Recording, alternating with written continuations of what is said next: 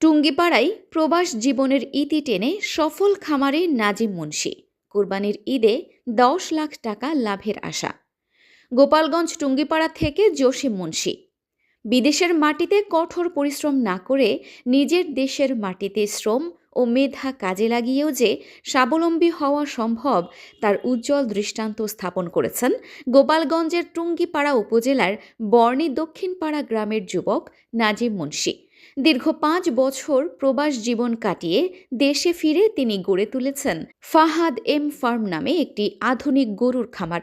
বর্তমানে তার খামারে রয়েছে ১৫টি বিশালাকৃতির কোরবানির গরু, যেগুলো আসন্ন পবিত্র ঈদুল আজহায় বিক্রির জন্য প্রস্তুত করা হয়েছে। জানা যায় ২০১৭ সালে ভাগ্যের সন্ধানে বিদেশে পাড়ি জমান নাজিম মুন্সি প্রবাসে থাকাকালীন ইউটিউবে বিভিন্ন সফল খামারের ভিডিও দেখে অনুপ্রাণিত হন তিনি।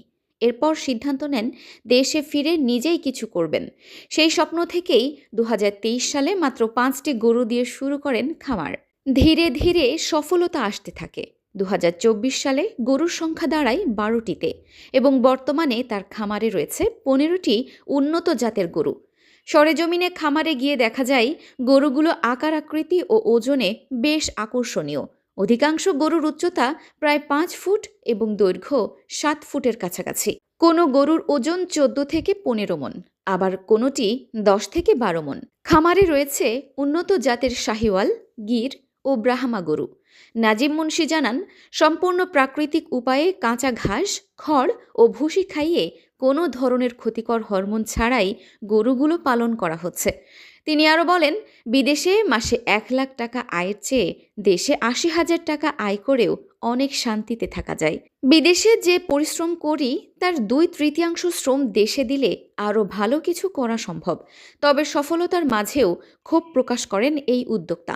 তার অভিযোগ, এত বড় খামার গড়ে তুললেও উপজেলা প্রাণী সম্পদ দপ্তর থেকে এখন পর্যন্ত কোনো কর্মকর্তা বা মাঠকর্মী খামার পরিদর্শনে আসেননি কিংবা কোনো পরামর্শ দেননি।